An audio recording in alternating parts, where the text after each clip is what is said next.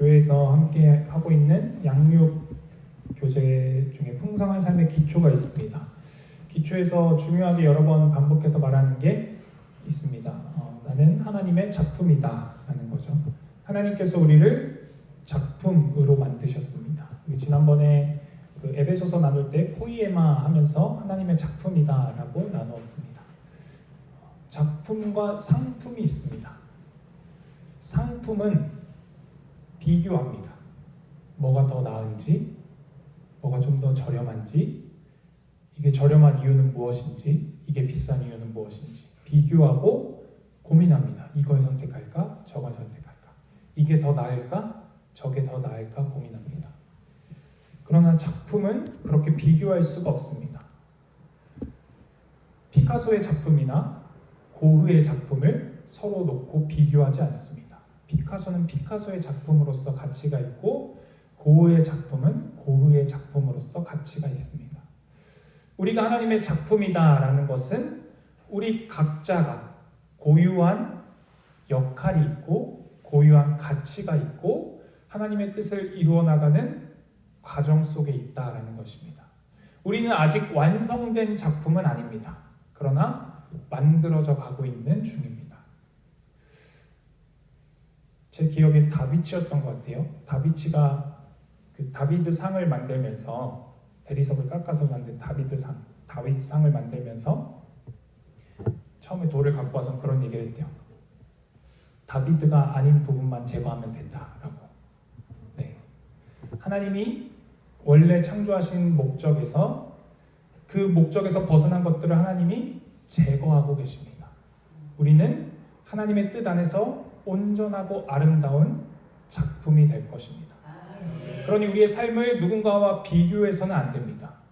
나는 나로서의 가치가 있고 나는 나로서의 역할이 있는 것입니다. 그것이 비교하다 보면 작아 보이기도 하고 커 보이기도 합니다. 그러나 하나님은 우리를 그렇게 비교하지 않으시고 고유한 존재로서 창조하셨습니다. 우리가 작품이라면 우리의 삶은 어떻게 만들어져 가는가? 우리 지난번에는 다윗을 통해서 나누었었는데 오늘은 바울을 통해서 좀 살펴보려고 합니다. 오늘 바울은 이렇게 고백합니다. 나는 사도 중에 가장 작은 자라라고 고백하고 있습니다. 그러면서 10절에서는 내가 다른 사도보다 더 많이 수고하였다라고도 고백합니다. 바울은 자신의 삶을 열심히 살았습니다. 책임지는 삶을 살았습니다. 자유가 있으면 책임이 따라옵니다. 자유는 방종을 말하지 않습니다. 자유는 책임지는 삶이 되어야 합니다. 하나님은 우리를 자유로 부르시지만 그 자유 안에서 책임지는 삶으로 또한 부르고 계십니다. 책임진다는 것은 영광스러운 존재, 아름다운 작품다운 삶을 살라라고 부르고 계시다는 것입니다. 그런데 바울은 자신을 사도 중에 가장 작은 자라고 고백하고 있습니다. 그가 자신을 사도 중에 가장 작은 자라고 고백하는 이유를 우리는 잘 알고 있습니다. 바울은 그리스도를 믿는 자들, 그리스도인들을 박해하는 일에 열심을 냈기 때문입니다. 그는 진심을 가지고 있었고 그것이 하나님을 섬기는 일이라고 생각했고 그래서 그들을 열심으로 잡으러 다녔습니다. 그 일 중에 바울이 어쩌면 지워버리고 싶었던 일이 아마 스데반 사건이었을 것입니다. 사도행전 7장에는 스데반의 설교가 나오고 그리고 나서 스데반의 순교가 이어집니다. 스데반이 그 유대인들을 향해서 성경의 역사를 쭉 훑으면서 이야기합니다. 아브라함부터 시작해서 선지자들을 배척했던 조상들의 이야기까지. 그들은 늘 하나님의 뜻을 올바로 분별하지 못했습니다. 하나님의 뜻을 다 알지 못했습니다. 그래서 늘 실수하고 넘어졌습니다. 스데반이 그들에게 말하는 것을 좀 쉽게 풀어보자면 당신들의 조상도 하나님을 알지 못했고 하나님의 뜻을 알지 못했고 당신들은 예수를 알지 못했고 당신들은 내가 지금 하는 말도 알지 못하고 있다라고 이야기하는 것입니다.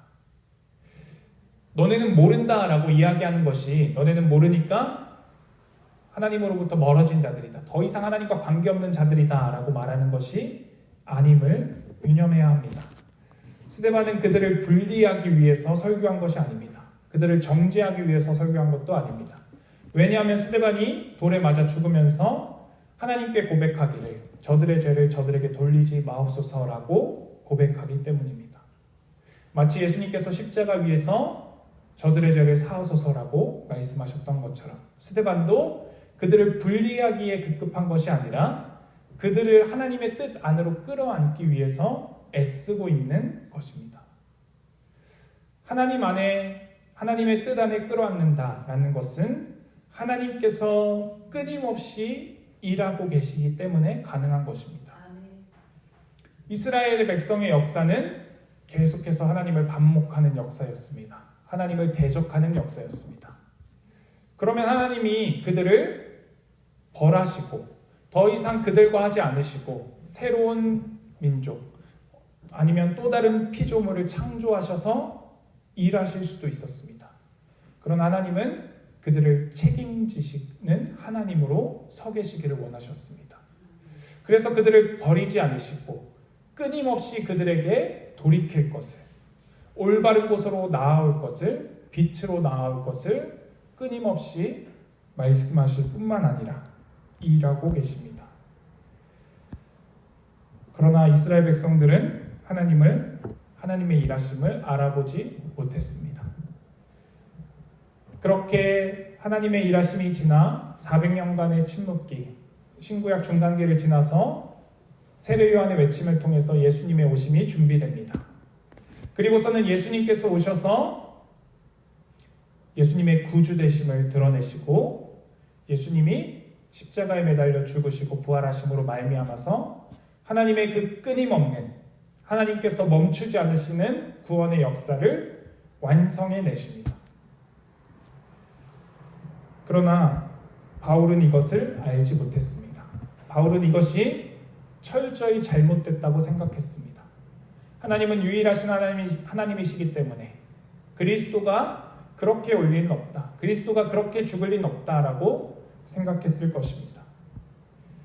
그래서 바울은 자신이 옳다고 생각하는 대로 사람들을 박해하는, 그리스도인들을 박해하는 일에 열심을 냅니다.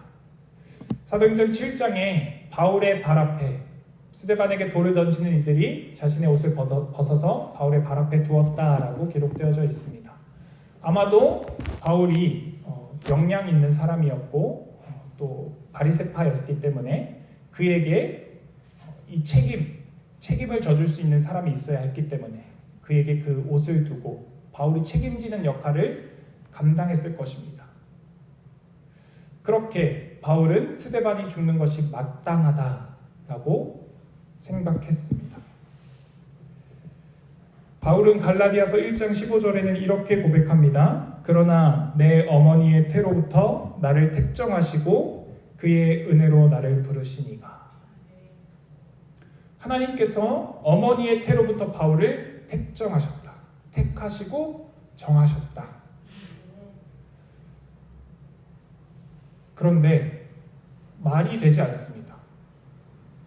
논리적으로 보자면, 우리가 생각하는 대로 생각해 보자면 바울이 중간에 택함을 받은 것이 아니라 어머니의 모태부터 태어날 때부터 예비된 자, 택정된 자였다면 바울이 그리스도인들을 박해하는 일을 할 것이 아니라 그리스도의 제자로서 그리스도의 기사와 이적에 함께 동행하고 그리스도의 죽으심을 쫓아가다가 로마 군인들에게 맞아서 기절을 해서 주님 부활하실 때쯤 되어서 깨어나서 주님의 부활을 보고 기뻐하였다 정도는 되어야지 바울이 택정받았다라고 말할 만합니다. 그런데 하나님은 이렇게 일하지 않으시고 바울이 잘못된 선택을 하는 그것을 그대로 두십니다. 그리고는 그가 그 삶을 지나오도록 하십니다. 바울이 택정된 자라면 그런 일 없이 아름답고 선하고 용기와 지혜가 넘치는 자가 되어서 그리스도를 따르는 그 순결한 믿음을 가진 자가 되는 것이 아니라 그리스도인들을 박해하는 일에 열심을 내었다는 것입니다.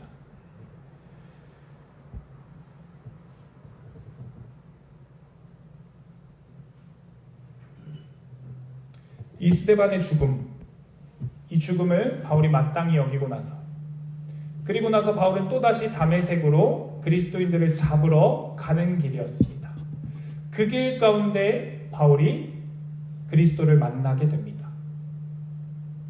그리고 나서는 이제 그가 삶이 완전히 뒤바뀌게 됩니다. 이전에는 그리스도인들을 핍박했다면 이제는 그리스도 때문에 자신이 핍박받는 자리에 있습니다. 이제는 그리스도 때문에 자신이 고난받는 자리에 있게 됩니다. 우리가 원하는 하나님의 역사는 처음부터 바울이 그리스도를 따르는 그리스도인이든지 아니면 이렇게 삶이 뒤바뀌어서 그리스도인이 되었다면 권세를 가지고 그가 하는 말마다 그가 하는 사역마다 기적과 역사가 일어나서 하나님의 뜻이 온 천하에 퍼지는 것에 큰 일을 감당하기를 원하기도 합니다. 그러나 하나님은 그에게 그렇게 일하지 않으십니다. 그러면서 디모데전서에서 바울은 이렇게 고백합니다. 디모데전서 1장 12절에서 17절의 말씀입니다.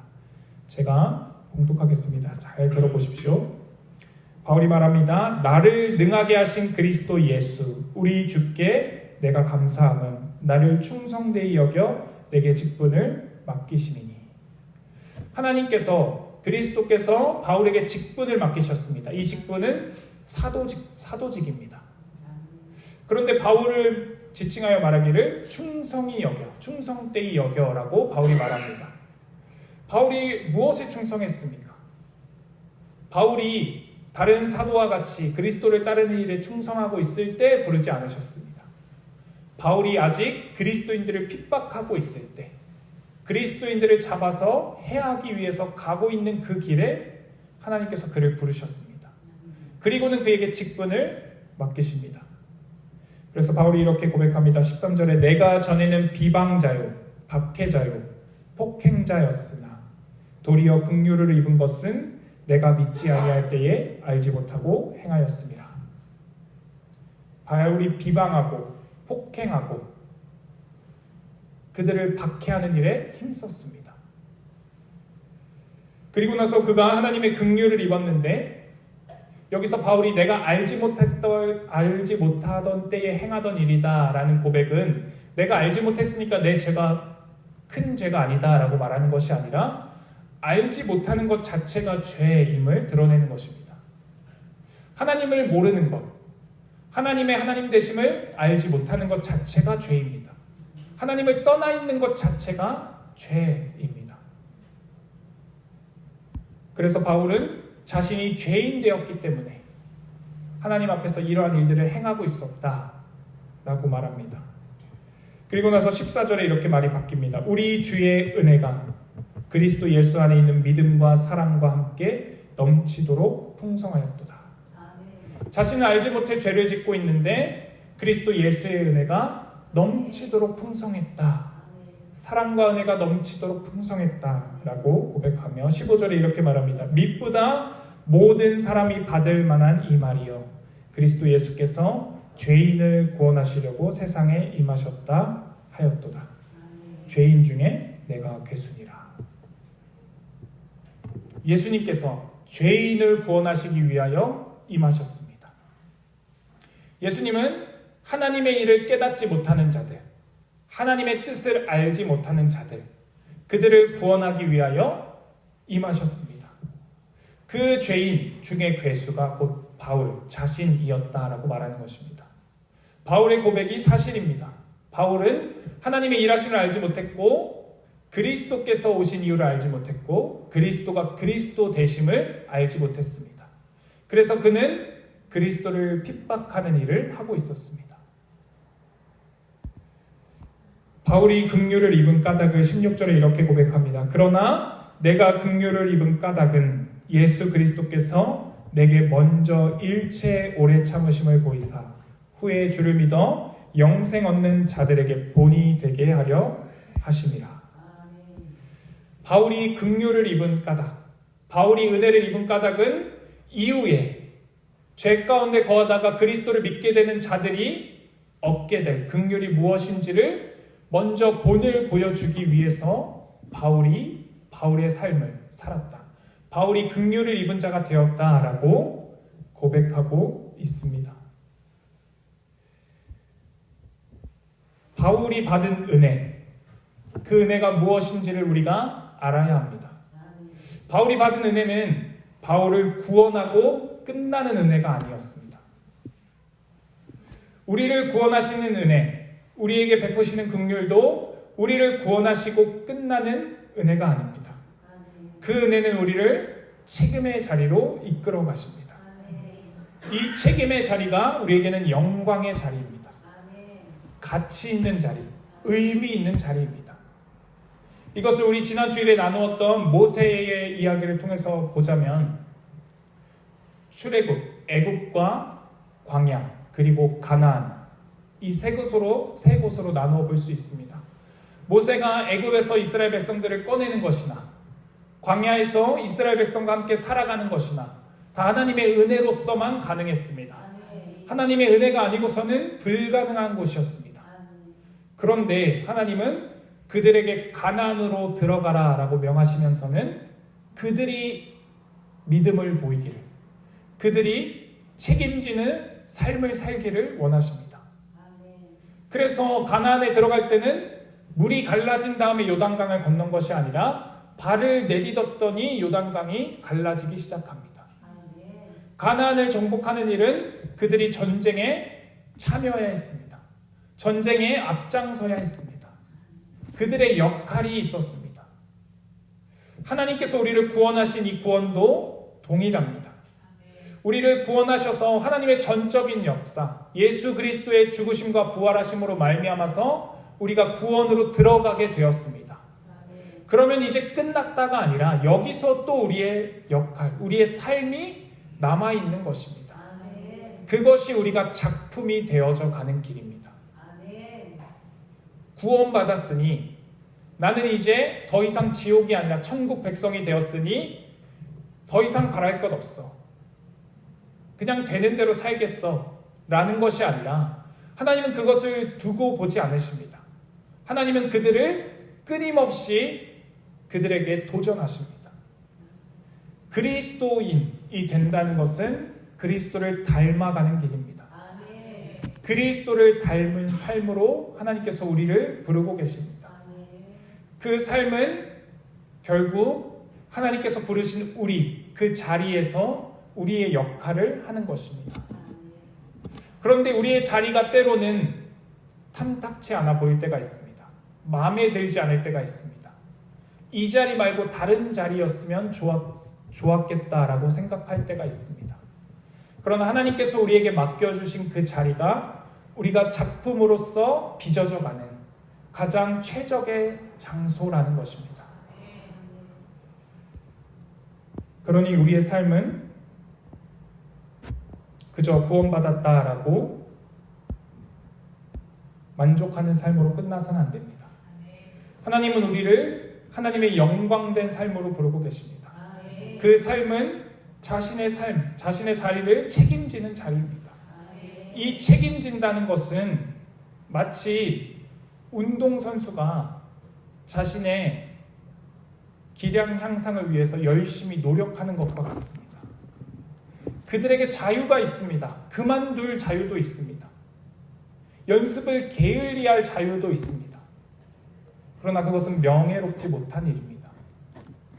우리의 신앙생활도 동일합니다. 우리의 신앙생활도 예수 그리스도를 믿었고 이제 구원받은 자의 삶으로 들어왔습니다. 그러니 막 살아도 될 자유가 있습니다. 마음대로 살아도 될 자유가 있습니다. 편하게 살 수 있습니다. 그러나 그것은 영광스럽지 못한 자리입니다. 부끄러운 삶입니다. 우리는 하나님께서 부르신 대로 영광의 자리로 나아가야 합니다. 우리의 삶에 맡겨진 그곳에서 내가 오늘 할 수 있는 일을 하는 것, 나에게 맡겨준 이들을 돌보는 것, 이전에 행하던 죄에서 돌이키는 것, 이전에 내 편한 대로 말하던 것에서 아름다운 말, 믿음의 말로 고백하는 자리로 나아가는 것이 우리에게 필요합니다. 하나님의 일하심을 기억하십시오. 하나님은 우리의 삶을 그저 아무 생각 없이 흘러가도록 내버려 두지 않으십니다. 생각하라 하시고 고민하라고 말씀하십니다. 그 자리에서 고민하고 생각해야 합니다. 그리고 그리스도인은 어떻게 살아야 하는가 선택해야 합니다. 그것이 우리가 가나안에 입성하기 위해 서 있는 자리와 같습니다. 우리는 믿음으로 발을 내딛어야 하고 나에게 맡겨준 자리에서 때로는 영적 전쟁을 치러야 합니다. 그러니 우리에게 맡겨진 조건이 최고의 조건입니다. 믿음을 가진다는 것. 우리 오늘 마지막 찬양으로 나의 믿음 주께 있네 라는 고백을 했습니다. 우리의 믿음이 주님께 있다는 것은 이런 의미입니다. 고린도전서 1장 18절에 바울이 이렇게 고백합니다. 십자가의 도가 멸망하는 자들에게는 미련한 것이요 구원을 받는 우리에게는 하나님의 능력이라. 십자가의 도는 미련한 것입니다. 창조주가 하나님이 피조물을 위해서 죽는다는 것은 미련한 것입니다. 말이 되지 않는 것입니다. 그러나 하나님은 이 방법으로 일하셨습니다. 하나님은 우리의 삶에도 동일한 방법으로 일하십니다.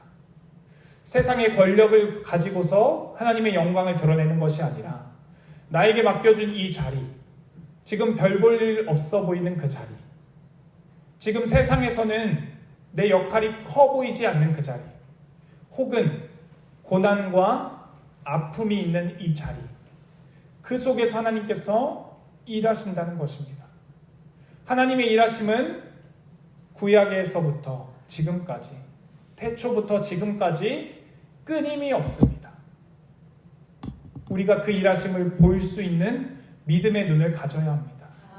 그 믿음의 눈을 가질 때 비로소 우리의 삶이 가치 있고 우리의 삶이 하나님께서 작품을 완성해 나아가시는 아름다운 길, 하나님의 완전한 길임을 알게 될 것입니다. 그때 우리의 삶을 받아들일 수 있고 그때 우리의 삶 속에서 오늘 할 수 있는 그 일을 감당할 수 있게 됩니다.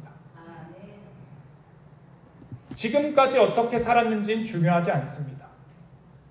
바울의 삶이 그랬듯이 그리스도를 박해하는 자이었던 바울도 그리스도로 말미암아 그리스도의 고난에 참여하고 그리스도의 부활에 참여하는 자가 되었습니다. 우리의 삶도 이전의 삶, 그것이 어떤 것이든지 아무 상관이 없습니다. 우리도 그리스도 안에서 그리스도의 고난에 참여하고 그리스도의 부활에 참여할 수 있습니다. 그러나 그 길은 고난과 죽음의 길입니다. 그리스도께서 그러하셨듯이 우리의 길도 다르지 않습니다. 그러니 너무 주어진 환경 때문에 낭망하지 마십시오. 그 길이 하나님의 일하심의 길임을 고백하는 믿음의 눈이 있기를 바랍니다. 그리하여 맡겨진 그 삶 속에서 오늘의 할 일, 그 일을 감당하는 저와 여러분이 되기를 원합니다. 제가 어제 아침에 갑자기 몸이 상태가 안 좋은 거예요. 뭘 먹어도 좀 체한 것 같고, 몸살 같기도 하고 엄청 안 좋았어요. 그래서 좀 자고 일어나서 좀 준비를 해야겠다 생각하고 자고 일어났는데 감사하게도 좀 많이 좋아져서 잘 준비할 수 있었습니다. 하나님께서 몸이 좋아지게 하셔서 감사합니다라는 말을 하고자 하는 게 아니라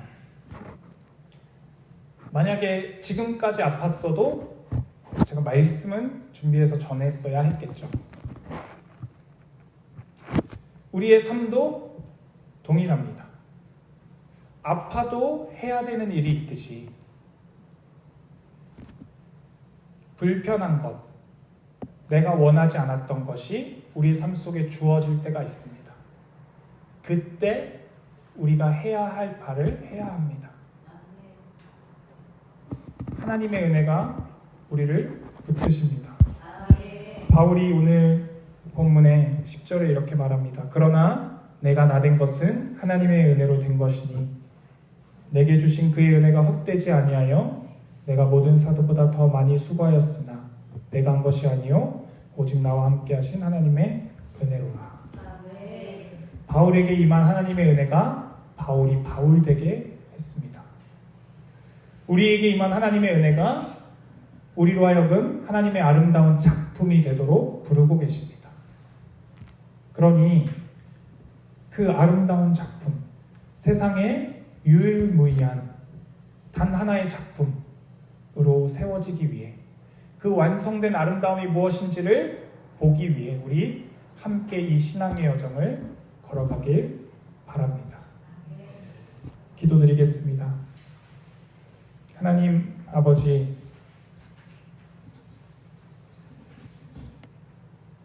하나님은 여전히 일하고 계십니다. 하나님께서 일하지 않으시는 것처럼 보이는 스데반이 죽음으로 그의 삶을 마감하는, 세상의 눈으로 보기에는 하나님이 지는 것처럼 보이는 그 순간에도 하나님은 여전히 일하고 계시고, 그것을 통하여 하나님은 영광 받으시며 그것을 통하여 또한 바울이 세워짐을 봅니다. 주님, 우리의 삶 속에 하나님이 일하시지 않는 것처럼 보이는 순간들이 있습니다. 하나님이 더 이상 나와 함께하지 않는 것처럼 느껴지는 시간들도 있습니다. 그러나 주님, 그 시간에도 여전히 주님은 일하셨고 그때에도 여전히 주님은 우리와 함께하고 계심을 우리가 믿음의 눈을 들어 보게 하여 주시옵소서. 그리하여 우리의 능력, 우리의 영광, 우리의 믿음은 오직 주님께 있어 하나님의 일하심의 방법을 깨달아 그 일하심의 방법대로 삶을 살아내는 자 되게 하여 주시옵소서. 그래서 우리에게 주어지는 모든 사건, 시간, 환경, 정황들이 결국에 그리스도께서 우리를 만들어 가시는 하나님의 일하심의 공간임을, 시간임을 깨닫게 하여 주시옵소서. 그리하여 우리를 영광스럽고 아름다운 작품으로 완성하시는 주님과 동행하여 자유를 지나 책임의 자리로, 영광의 자리로 나아가는 우리 모든 지체들 될 수 있도록 주님의 은혜를 더하여 주시옵소서. 우리의 구원이시며 우리의 생명이시며 우리의 유일한 길이신 예수 그리스도의 이름으로 기도드렸습니다.